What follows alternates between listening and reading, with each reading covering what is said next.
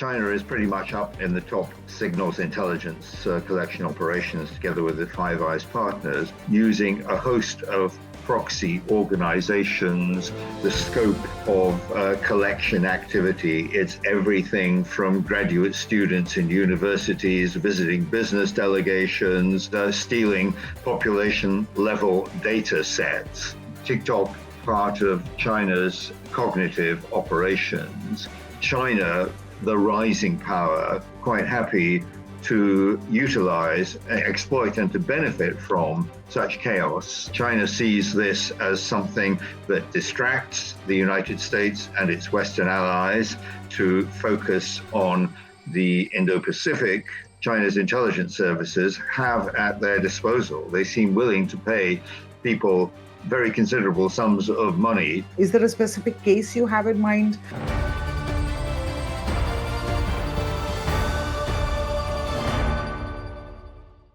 You're watching The Times of India. I'm Aditi Prasad, and with me is Nigel Inkster. He is the senior advisor for China at the International Institute for Strategic Studies and boasts a almost 3-decade-long career with the British Secret Intelligence Service, which is MI6. At present, would you call China having the largest spy operations amongst all countries in the world?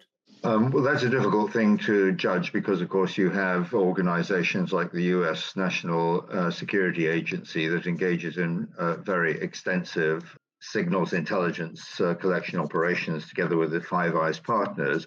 But I would say China is pretty much up there in the top tier. And I think the thing about China more than anything else is the sheer volume of activity that we're seeing both in the cyber domain and increasingly in terms of human intelligence operations of various kinds.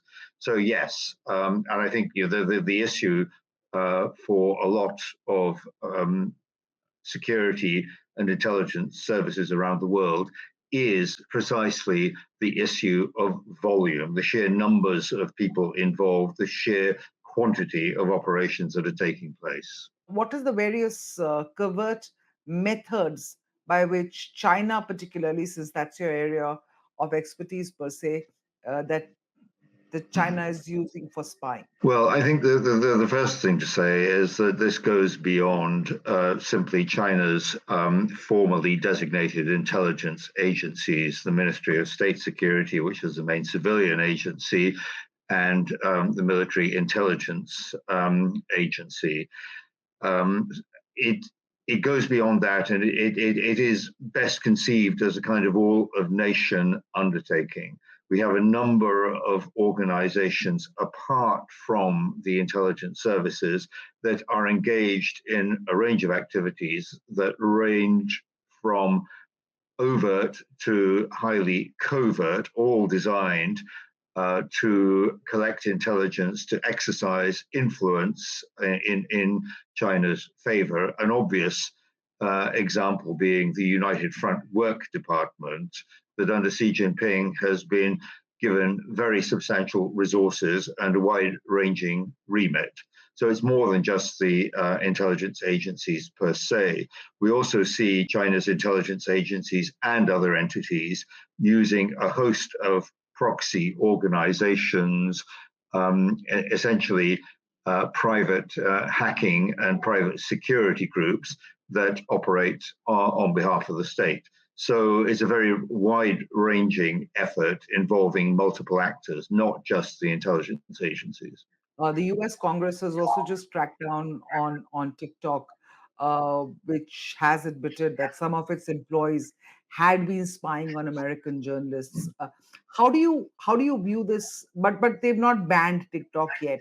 What is the danger of TikTok? Well, I mean, obviously there are problems with TikTok, precisely the ones that you've highlighted. But I think in the overall scheme of things, we have to look at TikTok as something that represents a slow burn, long-term issue rather than something that delivers immediate strategic impact or benefit to China.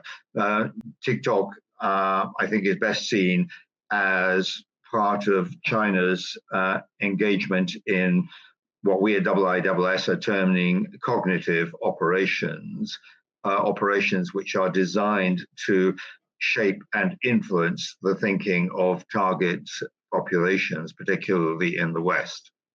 So yes, it is a problem, but probably the most pressing, not the most pressing problem that China poses. What is your understanding of how um, how the Chinese espionage is different from the kind of espionage that carries out in the rest of the world?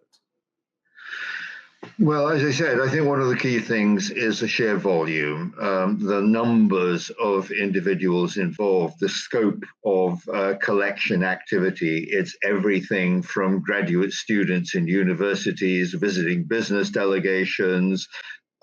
We've seen, for example, this case in New York recently, where a senior aide of the New York governor has allegedly been working in various ways to promote China's agenda in the New York region. We're seeing activities designed to monitor, surveil, and coerce dissidents overseas, people who publicly disagree with China's policies.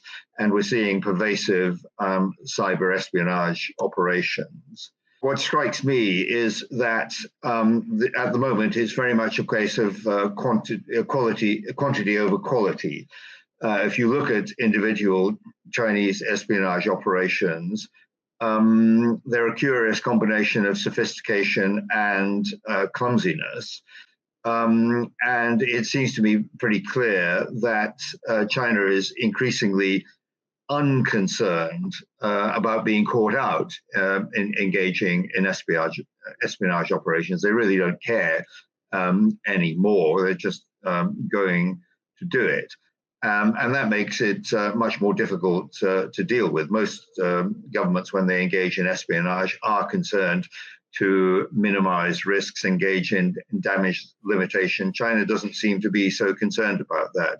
The other thing I would say is it's quite striking how much money China's intelligence services have at their disposal. They seem willing to pay people very considerable sums of money for what, on the face of it, doesn't look that like very consequential intelligence, something that no Western intelligence agency would be able to do, because of course, they have to be accountable for the limited resources at their disposal. Is there a specific case you have in mind where you've heard of China paying people what amount for what non-inconsequential information, so to speak? Well, I mean, I think if we look at this most recent case involving the official in the New York governor's office, she herself didn't seem to get all that much, but her husband appears allegedly to have been involved in this exercise. And here, we see him being paid very substantial sums of money, with living in a $4 million house, driving a top of the range sports car, all sorts of other benefits, which to my mind seem disproportionate to any likely benefit that would have been derived. In this case, a proven case of espionage. Chinese state is, then there's no, everything comes from the top, right? So there's no accountability per se that they would have to a particular body or a regulatory authority or any such thing. But that makes it that much more dangerous, right? All kinds of information, copious amounts of data they're filtering. Clearly, it's a mix of the old school and the new school. Yes, I mean, one area that we're seeing China doing something exceptional that nobody else is doing is stealing population level data sets without any immediately obvious purpose, but in order to build up a stock of information for a variety of purposes, for espionage, but also for cognition warfare, looking at what messages might likely resonate with a target population, also for biomedical research purposes, all sorts of reasons, just gathering these huge volumes of data, so to speak, against the day. In terms of the new world order that's shaping up, the war in the Middle East, there is the Russia-Ukraine war. Mhm. The West and the US in particular, and the UK in particular, completely preoccupied with that. What kind of a playing field does that leave open for China? A very interesting situation, what Professor Joseph Nye of the Harvard Kennedy School has called the Kindleberger trap. Essentially, we're in a situation where the incumbent hegemon, the United States, is less able to exercise effective hegemony. China, so to speak, the rising power, shows no interest or aspiration in exercising that kind of hegemony. So we have something of a power vacuum, which is enabling a lot of mid-range actors to do things that in the past they might have not felt empowered or able to do. China is not seeking to promote chaos or instability in the world, but it is quite happy to utilize, exploit, and to benefit from such chaos as and when it manifests itself. And I think the Ukraine war, that is what it is an example of that. I think on a balance of probabilities, China would rather Putin had not invaded Ukraine. But now that they have, China sees this as something that distracts the United States and its Western allies, limits their ability to focus on the Indo-Pacific region, empowers an important ally in efforts to reshape the global order, and is therefore something that can be exploited. In other areas, China, the Middle East, China is now seeking to promote itself as a peacemaker. We saw earlier this year China brokering a rapprochement between Saudi Arabia and Iran, though in practice, China didn't really do very much. That was pretty much coming of its own accord anyway, and hasn't really done much to reshape the balance of power in the Middle East. But China, I think, is looking at the world opportunistically. How are events that are shaping up capable of being utilized to promote our interests and long-term objectives?